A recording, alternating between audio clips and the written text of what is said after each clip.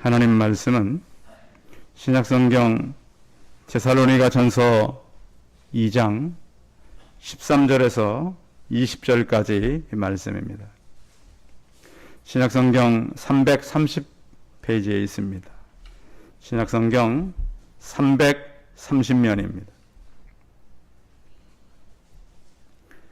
데살로니가 전서 2장 13절에서 20절까지 말씀을 봉독해 드리겠습니다.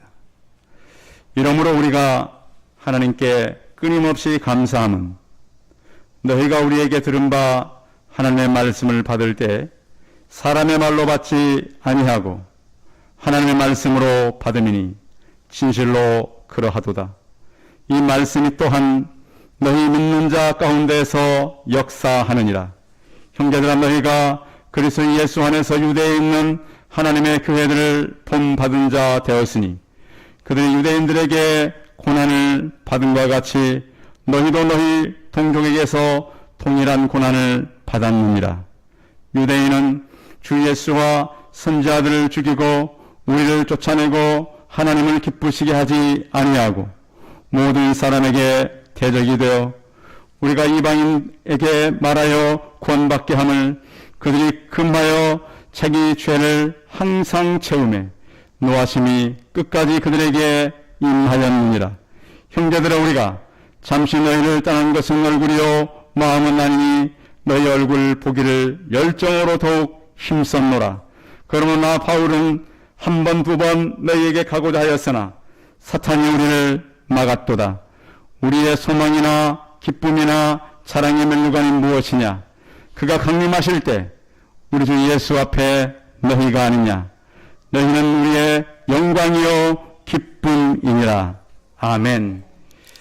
우리 옆 사람과 서로 인사하겠습니다. 만나서 반갑습니다. 예, 감사합니다. 오늘은 우리가 그 국가를 빼앗겼다가 다시 되찾은 그런 의미 있는 날이기도 합니다. 우리나라가 일제 강점기에서 나라를 빼앗겼을 때 우리나라를 바라보며 그 주옥 같은 시를 남겼던 인도의 그 타고르라고 하는 시인이 있습니다.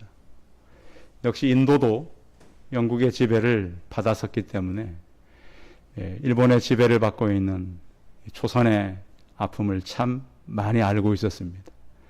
그때 이제 우리나라 사람들이 많이 희망을 가졌던 그 시가 동방의 불빛이라고 하는 시입니다. 이 시는 영어로 쓰여져 있는데요. 좀 번역을 해서 읽는다면 이런 의미입니다. 동방에서 영원한 빛이 다시 빛날 것입니다. 동방은 인류 역사의 아침 태양이 태어난 곳입니다. 아시아의 가장 동쪽 지평선에 이미 동이 트고 태양이 떠오르지 않았다고 누가 확신할 수 있겠습니까? 그리고 나는 나의 조선 현인들처럼 다시 한번 온 세계를 밝힐 동방의 일출의 경의를 표합니다. 이 시를 우리가 어려울 때 많은 우리 믿음의 선조들이 같이 나누었고요. 그 이후에 이제 3.1 운동이 있었지만 이 3.1 운동조차도 그렇게 크게 영향을 미치는 못했습니다. 그 이후에 다시 또 시 하나를 썼는데 이것이 바로 패자의 노래라고 하는 시입니다. 여기 나오는 시에 임은 광복을 의미하고요. 그녀는 조선을 의미하고 어둠은 식민 지배를 의미하는데 한 소절만 읽어준다면 이겁니다.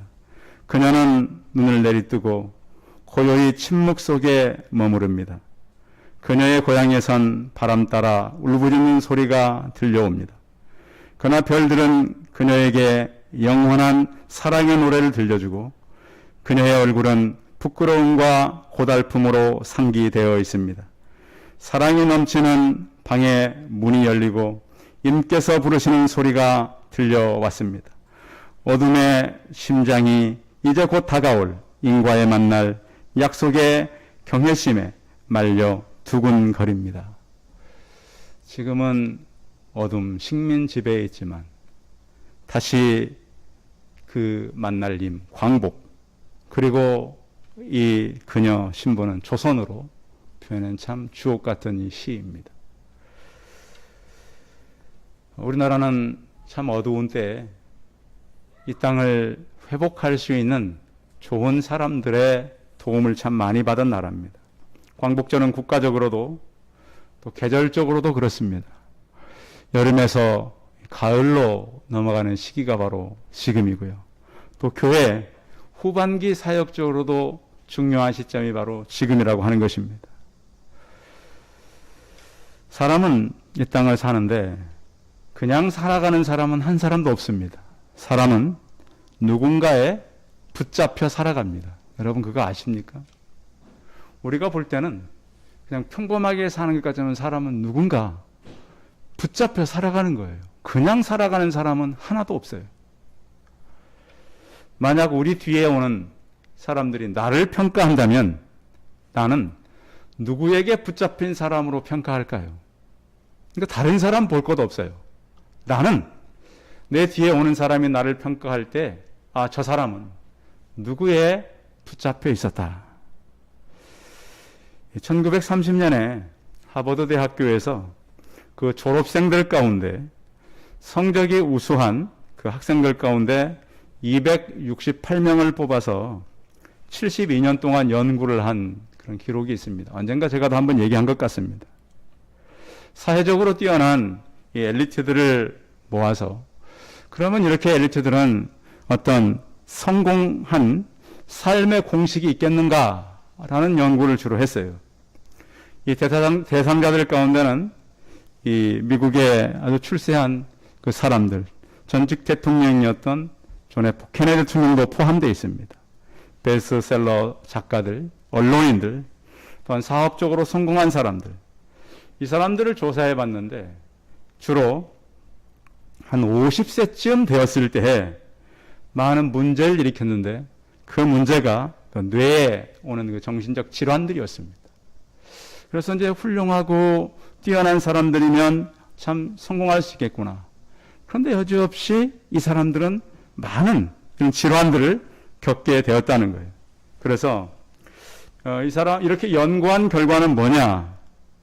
성공적인 삶과 노후는 어떤 지표, 사람들이 알고 있는 그런 것에 관계없이 어떤 지성이나 그들이 갖고 있는 권위가 아니라 사람들의 관계가 더 중요하다 그랬습니다. 세상이 말하는 이 성공의 기준은 성경이 말하는 기준이 아닙니다. 그래서 자꾸 우리는 세상의 성공의 그 기준을 가지고 믿음 안에 들어오려고 그래요. 그래서 예수님조차도 내 성공에 보탬이 되려고 하는 잘못된 신앙이 우리에게도 있어요. 그런데 예수님은 내 안에 들어와서 세상의 기준을 바꾸고 내 기준으로 살아가라. 이것이 바로 믿음입니다. 그런데 자꾸 교회에서도 세상적인 성공이 예수님의 성공이라고 말하고 세상적인 승리가 예수님의 승리라고 말할 때가 참 많아요. 그런데 거기에 대해서 우리는 재평가하고 다시 한번 우리의 기준이 무엇인가를 정리를 해가야 될 것 같아요. 데살로니가 교회도 바로 그런 거였습니다. 데살로니가 교회도 그들의 동족들로부터 많은 핍박을 만났습니다. 어려움을 만났습니다. 그러나 바울은 그 자신의 하나님의 말씀을 들었던 그들이 바로 참 소망이라고 말하고 있는 것이죠. 사람들이 말하는 성공의 기준, 약간 그 유머가 섞인 그 글인데 제가 책에서 보니까 이렇게 있어요. 연령대에 따른 성공의 기준은 이렇다는 거죠. 10대 때 성공은 부모님 부자면 성공이래요. 그래서 10대 이렇게 아이들 얘기해 보면 부모가 부자면 성공해요. 20대, 30대, 40대도 있지만 지난 60대에는 아직 돈 벌고 있으면 성공이래요. 70대는 건강하면 성공이라고. 80대면 친구한테 전화 오는 사람이 있으면 성공이래요. 90대 아침에 눈 뜨면 성공이래요. 그래서 성공의 기준은 이제 점점 이제 바뀌어가는 것이죠. 그래서 인생을 살면서 이 땅의 기준으로 살아갈 수 없지만 그러면 성경은 우리를 어떻게 얘기하는가? 성경은 성공한 사람들의 얘기보다는 형통한 사람들을 얘기를 해요. 자, 성경은 어떤 사람이 형통한 사람이라고 말하냐면 시편 1편에 보면 복 있는 사람. 그래서 성경은 기준이 복 있는 사람과 복이 없는 사람이 기준이에요. 복 있는 사람은 악인의 꾀를 쫓지 않는다 그랬어요. 죄인의 길에 서지 않고 오만한 자리에 앉지 않고 오직 여호와의 율법을 즐거워하여 그 말씀을 주야로 묵상하는 자로다. 그러니까 우리가 살아가면서 우리의 기준과 성경의 기준이 달라요. 성도 여러분, 여러분 주야로 하나님의 말씀을 묵상하고 살아가십니까? 그 사람이 복이 있는 사람이라는 거예요. 그런데 우리의 기준은 자꾸 세상의 기준을 가지고 그렇게 사는 것이 내가 복된 것이 아닌가 생각하고 산다는 거죠. 성도 여러분, 하나님의 뜻을 쫓기 위해 살아가는 성도들 되시기 바랍니다. 탈무드에 보면 이런 이야기가 있습니다. 길 모퉁이에서 연세가 많은 어르신이 나무를 심고 있었습니다. 지나가던 이 젊은이가 물어봤습니다. 이제 그 나무를 심고 있으니까 좀 도와주면서 물어봤던 것 같아요. 어르신, 이 나무가 언제쯤 열매를 맺을 것 같습니까? 그러니까 어르신이 이렇게 대답했어요. 아마 10년 후나 제대로 이 나무가 열매를 맺히는 한 20년은 걸리겠죠. 그러니까 지나가던 이 청년이 다시 질문합니다. 아니 그럼 어르신 그 열매를 드실 수 있겠습니까? 뭐죠? 아니, 먹지도 못할 나무를 왜 심으십니까? 이런 얘기죠. 그러니까 어른이 이렇게 말했습니다. 아무리 오래 산다 해도 그때까지 살기는 어렵겠지요.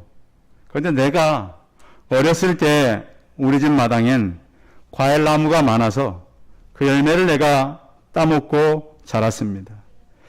그 마당에는 할아버지가 심은 것도 있었지만 아버지가 심은 나무도 있었습니다. 나는 지금 내 할아버지, 아버지와 같은 일을 하고 있을 뿐입니다. 세상이 아무리 힘들고 혼란스러워도 다음 세대를 위해서 씨를 뿌리고 나무를 심는 우리 성도들이 되시기 바랍니다. 그 씨와 나무는 영원한 씨, 영원한 나무를 말씀하는 것입니다. 우리가 살다 보면 사람들이 감사하게 만드는 사람들이 있어요. 그런 사람들이 있잖아요. 이렇게 사람들을 이렇게 만나면 저 사람은 참 내가 감사하고 살아야 될 사람이다. 그런데 어떤 사람들은 감사가 아니라 그 사람을 만나면 불평할 수 있는 사람들이 있어요. 성도 여러분, 여러분들은 사람들이 여러분을 만났을 때에 감사하며 기억에 남는 사람입니까? 나로 인해서 불평과 온갖 참 좋지 않은 감정이 남는 사람들입니까? 오늘 바울은 데살로니가 교회 성도들이 감사함으로 남는 사람들이라고 해요. 그 이유가 뭐냐면 13절 읽어봐요. 왜 그들은 감사한 사람들이었을까요? 13절 읽어봅니다. 시작. 이러므로 우리가 하나님께 끊임없이 감사함은 너희가 우리에게 들은 바 하나님의 말씀을 받을 때에 사람의 말로 받지 아니하고 하나님의 말씀으로 받으니 진실로 그러하도다. 이 말씀이 또한 너희 믿는 자 가운데서 역사하느니라. 아멘. 자, 바울이 일행이 전해준 말씀을 그들이 들었습니다. 그때 말씀을 들을 때 누구의 말로 받아들였다고요? 그렇습니다. 하나님의 말씀으로. 요즘 우리가 이제 이 교회에서도 이제 많이들 참석을 예배를 못하니까 그 영상 예배를 드리는 교회들이 대부분이에요. 그래서 우리 교회도 이렇게 영상 올라간 거 밑에 보면 다른 교회에서 올린 영상이 계속 이어져 있잖아요. 그래서 제가 봐도 이런 그 예배나 설교 영상은 엄청나게 많이 있어요. 저보다 훨씬 설교 잘하는 목회자가 많아요, 적어요? 네, 별로 없어요. 얼마나 뭐 잘하겠어요. 네, 여담이고요. 근데 중요한 것은 그렇게 많이 쏟아지는 그 설교 메시지를 누구의 말로 받느냐가 중요한 거예요. 오늘 데살로니가 교회 성도들은 누구의 말씀으로? 하나님의 말씀으로 받았어요. 그러니까 오늘 성경을 보면 하나님으로 말씀으로 받으니까 또한 너희 믿는 자 가운데서 뭐 한다고요? 역사하느니라. 아멘. 이 말씀을 만나시기 바랍니다. 그냥 누가 하는 사람의 얘기가 아니라 하나님의 말씀으로 받아들였더니 이 말씀이 역사했다는 거예요. 믿음의 역사는 우리에게 많은 영향력을 갖다 줄 수밖에 없어요. 바울이 나중에 편지를 할 때 디모데에게 편지를 합니다. 디모데에게 편지를 할 때 가까운 데 있었지만 그를 배반하고 떠난 사람들도 있어요. 부겔로와 허무게네. 아마 이 사람들은 좀 기대했던 사람들인데 떠나서 바울이 이 사람들의 이름을 써놓았던 것 같아요. 그런데 아시아에 있을 때 모든 사람들이 바울을 떠나갈 때 그에게 남아서 끝까지 바울을 도운 사람이 있었어요. 디모데후서 1장 16절에 보면 원하건대 오네시보로 집에 긍휼을 베푸시옵소서. 그가 나를 자주 격려해주고 내가 사슬에 매인 것을 부끄러워하지 아니했다는 거예요. 이 그를 떠난 사람도 있었지만 바울을 갖다가 부지런히 찾아온 사람이 있었어요. 자, 바울이 감옥에 있을 때 자주 찾아가는 건 쉽지 않잖아요. 그런데 자주 찾아갔다는 거예요. 또한 그를 찾아와서 격려해 주었어요. 이 격려해 주었다는 얘기는 회복시켜 주었다는 얘기가 포함되어 있어요. 우리는 지금까지 살아오면서 우리 성도님들은 다른 사람들에게 용기를 주며 살아왔습니까? 사람들을 좌절시키며 살아왔습니까? 다른 사람 볼 것도 없으니 나를 생각해 보면 돼요. 나는 다른 사람들에게 용기를 주는 사람입니까? 좌절하게 만드는 사람입니까? 하나님은 우리를 이 땅에 용기를 주는 사람으로 불러 모았어요. 오네시보로는 그가 내가 사슬에 매인 것을 부끄러워하지 않았다 그랬어요. 자, 자기가 이렇게 좋은 사람을 만나러 가는 건 좋지만 감옥에 매여 있는 사람을 만나러 가는 건 그렇게 유쾌한 일이 아니었어요. 그래서 이 일을 아마 다른 사람들은 부끄러워했던 것 같아요. 그런데 오네시보로는 그렇지를 않았다는 거예요. 27살에 이 항일운동을 하다가 감옥에서 떠난 그 윤동주라고 하는 시인이 있어요. 그 시인이 일본에 학교를 가면서 가장 힘들어했던 것이 바로 창씨 개명이래요. 일본 학교를 가려면 이름을 일본 이름으로 바꿔야 했어요. 그래 보면 그가 이렇게 말했어요. 창씨 개명할 때 가장 비참하고 굴욕스러웠다. 그래서 그의 서시라는 시를 보면 이렇게 기록되어 있잖아요. 죽는 날까지 하늘을 우러러 한 점 부끄러움 없기를 입새에 이는 바람에도 나는 괴로워했다. 물론 뒤에 좀 더 있지만 그 청년이 자기 나를 뺏기고 자기가 부끄럽게 살아야 하는 것에 대해서 얼마나 자신을 질책하며 살았는가. 우리가 알 수 있잖아요. 오네시보로는 바울을 부지런히 찾아왔어요. 자, 1세기 때 감옥이 얼마나 형편없었겠어요. 지난 목요일 날인가요? 우리 그 대한민국의 총수가 그 서울 구치소에서 있다가 나왔잖아요. 그렇죠. 8.15 이렇게 뭐 이런 그 특사 이렇게 비슷하게 나왔는데 나올 때 보니까 그 재벌 총수도 걸어 나오는데 힘이 없어요. 살이 몇 킬로가 빠졌다고요? 13kg가 감옥에서 빠졌대. 머리를 보니까 들어갈 땐 새카만 머리였는데 뭐 여기저기가 하얗게 이게 바로 감옥이에요. 그런데 바울이 이런 감옥에 있을 때 그를 부지런히 찾아오는 사람들이 있었다. 또 그 감옥에서 그가 감사할 수 있었던 것은 바로 데살로니가 교회에 성도들이 있었기 때문에, 그 감옥에 있는 또한 어려움을 만나는 바울이었지만 그의 말을 하나님의 말씀으로 들었던 그 성도들 때문에 바울은 감사할 수 있었다는 거예요. 그런가 하면 바울을 노하게 만드는 사람들이 있었어요. 15절 읽어봐요. 15절 시작. 유대인은 주 예수와 선지자들을 죽이고 우리를 쫓아내고 하나님을 기쁘게 하지 아니하고 모든 사람에게 대적이 되어. 이 바울이 그렇게 자기 동족들에게 복음을 전했는데 유대인들은 그를 환영하지 않았어요. 그러면 예수님은 환영했을까요? 예수님이 그 고향에 갔을 때도 고향 사람들조차도 배척했어요. 이 배척했다는 얘기는 부끄러워했다는 거예요. 나사렛 동네 사람들이 예수님이 자기 동네에서 태어나는 것을 알려주는 걸 수치스럽게 여겼어요. 요즘 보면은 자기 동네에서 이렇게 큰 인물이 나오면 그 동네 사람들이 어떻게 해요? 그 동네에다 이렇게 현수막도 걸고 그렇죠? 아니, 올림픽 가서 메달만 따도 이렇게 걸고, 저희 어릴 때는 그 지역에서 훌륭한 학교만 가도 현수막을 걸었어요. 예수님은 그 동네에서 어떻게 했어요? 쫓아냈어요. 배척했어요. 그러면 이스라엘 백성들은, 유대인들은 어떻게 했나요? 요한복음 1장 7절에는 자기 땅에 오매 자기 백성이 영접치 아니하였도다. 거절했어요. 국가들도 그렇잖아요. 예수 그리스도를 믿지 않는 국가들이 예수 믿는 사람 선교사들이 가면 환영하나요? 다 배척하고 발을 내딛는 순간 죽음을 맞는 선교사들도 있었어요. 이 질병이 있을 때도 마찬가지예요. 요즘에 우리 기독교에 대해서 사람들이 별로 좋게 생각하지 않죠. 여러분들은 예수 믿는다는 것을 감추고 살아가십니까? 아니면 비밀로 하고 살기를 원합니까?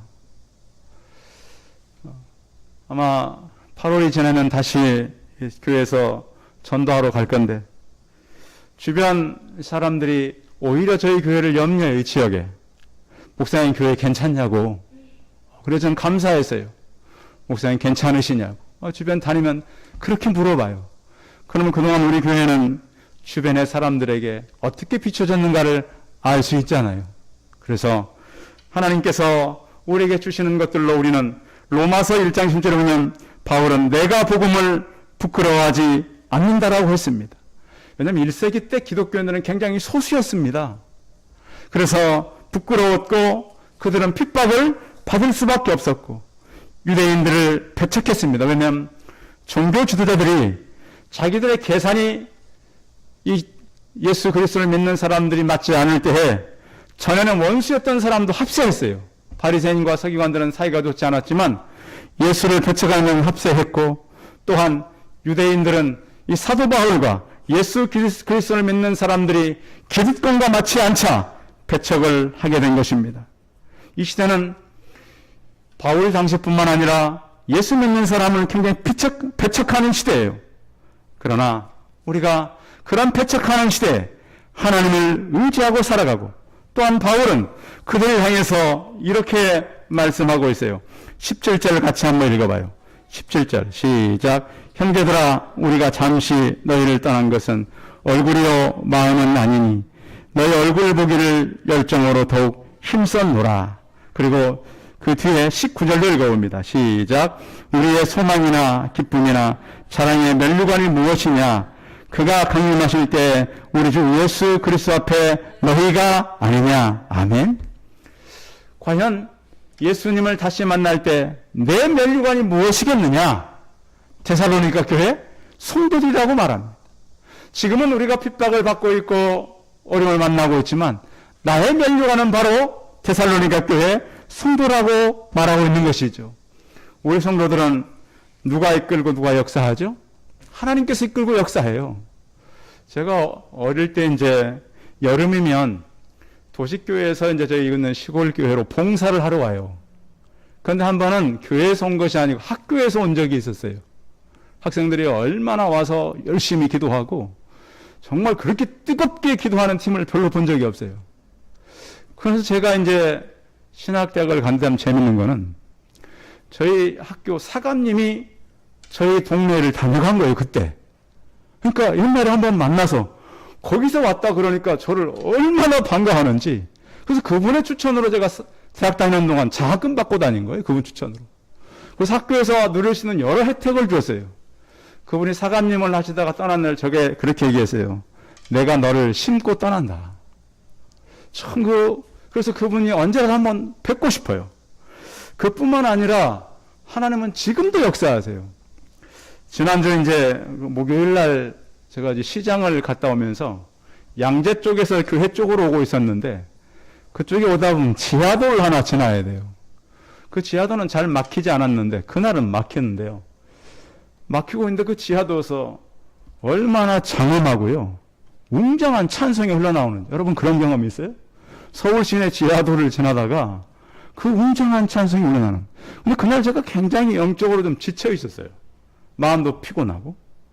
그래서 제가 창을 이렇게 내려보니까 저희 차에 한 두세 차를 지나서 그 앞차에서 이렇게 울려나는 음악이었어요. 어떤 찬양이냐면 찬송 27장 빛나고 높은 보좌와 그 위에 앉으신 구세주 얼굴 영광이 해같이 빛나네. 그러는데요. 그 찬양을 이렇게 듣는데 제게 밀려오는 이 감동이 있었어요. 여러분 힘들고 지쳤을 때 하나님께 주시는 그 위로가 있잖아요. 그래서 하나님은 데살로니가 교회에 성도들만 역사한 것이 아니라 지금도 역사하신 하나님을 경험하시기 바랍니다. 여러분 질병과 여러분 주변에는 지쳤습니까? 지금도 우리에게 다가오시는 예수 그리스도를 만나시기 바랍니다.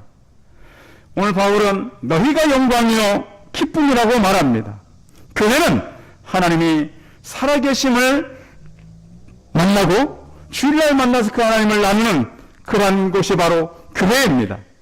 그리고 교회는 하나님께서 우리 성도를 통해서 세상에 소망을 주는 것이죠. 우리는 우리의 최종 병기가 바로 예수 그리스도입니다. 바울이 오늘 우리에게 말씀하는 이 놀라운 역사는 바울이 가진 최종 병기가 바로 예수 그리스도였습니다. 어린 다윗이 골리앗을 죽일 때 뭘 들고 나가죠? 챙이나 칼 들고 가나요? 뭘 들고 갔어요? 물맷돌. 예수 그리스도는 뜬 돌로 표현됩니다. 그 돌이 엄청난 것들을 다 부서뜨립니다. 성도 여러분, 세상이 우리를 이길 수가 없습니다. 전쟁은 2등이 있어요, 없어요? 전쟁의 2등은 죽음이에요. 2등이 없어요. 병사는 죽어도 전쟁은 이겨야 되는 거예요. 핍박과 순교가 온다 해도 예수 그리스도는 증거해야 되는 거예요. 지금부터 155년 전 1866년 9월 4일 밤에 있었던 얘기를 좀 읽어드리려고 그래요. 금음쯤이었기 때문에 달빛도 없는 어두운 밤, 배는 물이 빠진 강에 진흙바닥에 좌초되고 말았습니다. 설상가상으로 쑥삼에 갇히게 되었습니다. 전세가 유리하게 전개되자 박교수 평안감사는 그 다음날 9월 5일 유황을 뿌린 잡목을 실은 거룻배에 불을 붙여 배를 향하여 떠나 보내게 됐습니다. 불붙은 작은 배들이 청년이 승선에 있는 배에 닿자 불이 활활 타올랐고 박교수는 이에 만족하지 않고 조선 군인들에 하여금 화살과 총포를 동원하여 거대한 외양선을 벌집처럼 만들어 버렸습니다. 모든 승무원들은 목숨이라도 구하기 위해서 뛰어내렸습니다. 그러나 그들은 흥분된 조선 군인들에서 무참히 살해됐습니다. 한 청년이 그 강에서 배에서 뛰어내리면서 야소라고 하는 소리를 외치고 그 화마가 자신을 향해 불타오르는 불길로 조선 백성들을 향해서 그 열정은 멈추지 않았는데요.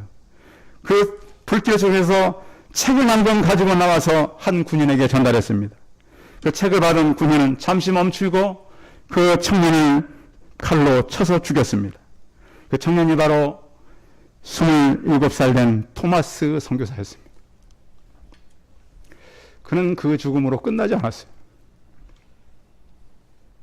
30년 후에 마페 선교사가 왔습니다. 평양에 이 널다리 교회를 시작했는데 그때 한 사람이 다가왔는데 자기가 직접 그 청년을 죽인 사람이었습니다. 혁혁한 공을 세운 오장이라는 관직을 가졌고 그가 그 성경을 통해서 예수를 믿었고 그 교회에 중직이 되었습니다. 이 널다리 교회가 바로 평양의 장대한 교회가 된 것입니다. 하나님은 이 땅에 어려울 때 하나님의 사람들을 보내서 이 땅의 사람들을 바꾸어 갔습니다. 하나님의 우리에게 주신 소망은 잠시 있을 것이 아니라 지금도 우리를 통해서 다음 세대로 흘러가야 합니다. 우리는 이 땅에 영원한 씨를 뿌리고 나무를 심는 소망의 사람들입니다.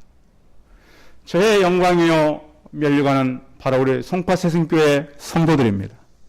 저와 함께 다시 씨를 뿌리고 나무를 심는 소망의 사람들이 다 같이 되어가시길 바랍니다. 기도하겠습니다.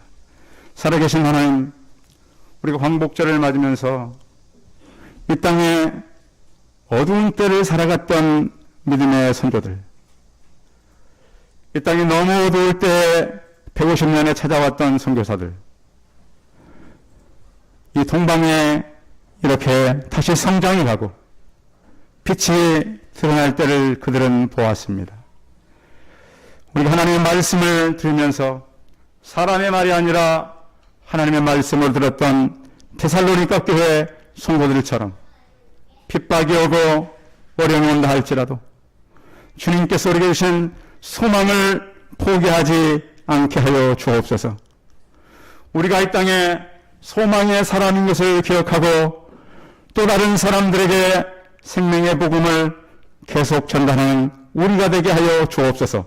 주 예수 그리스도의 이름으로 기도하였습니다. 아멘. 예, 광고 말씀 드리겠습니다. 예배 참여 성도들 감사하고요.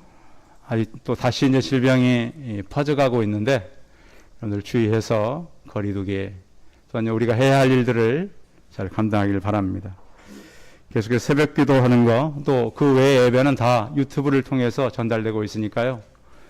예배 시간이나 기도 시간은 꼭 들어오셔서 같이 참여하기 바랍니다. 그래서 예배 시간인데 다른 데 가지 마시고 다른 혹시 바빠서 가 있더라도 그 시간이면 꼭 휴대폰을 켜서 실시간으로 진행되는 예배를 참석하고 또 회복된 우리 만남을 위해서 기도해 가면 좋겠습니다. 우리 찬송 447장 하신 후에 축도함을 예배 마치겠습니다.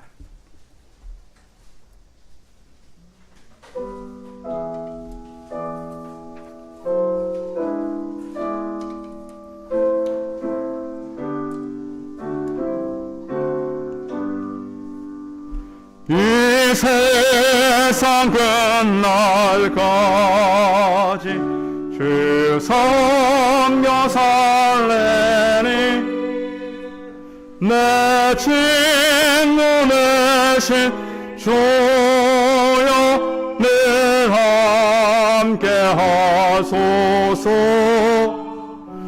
누나와 함께 하면 전쟁 넘어가고 주를 임무하면 늘 안심하리라. 나 주를 따를 때에 주 약속하신 것 그 영광 중에 모두 이루어주소서. 주의 뒤를 따라 섬기며 살래니 그 크신 은혜 속에 날 인도하소서. 이 세상 시험 내 마음을 흔들고 족한 소들이 밖에 있으나 주 나를 돌보시사 내 방패 되시고 내 앞에 계신 것을 늘 알게 하소서. 손이 영광 빛난 곳을 주 허락했으니 그 허락하신 곳을 늘 사모합니다.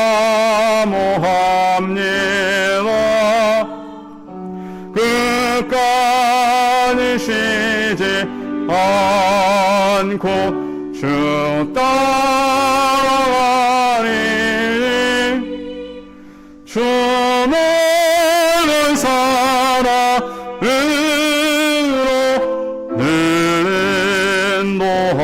인도하소서.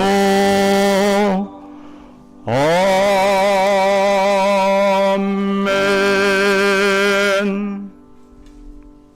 이제는 우리 주 예수 그리스도의 은혜와 하나님 아버지의 무한하신 사랑과 성령의 교통하심이 어렵고 혼란스럽고 핍박이 있고 위기의 때 데살로니가 교회 성도들처럼 하나님의 말씀을 바로 깨닫고 소망의 사람들로 살기를 소원하는 우리 성도들의 머리머리 예와 이들의 가정과 일터와 자녀들을 위해 이제로부터 영원토록 함께 있을지어다.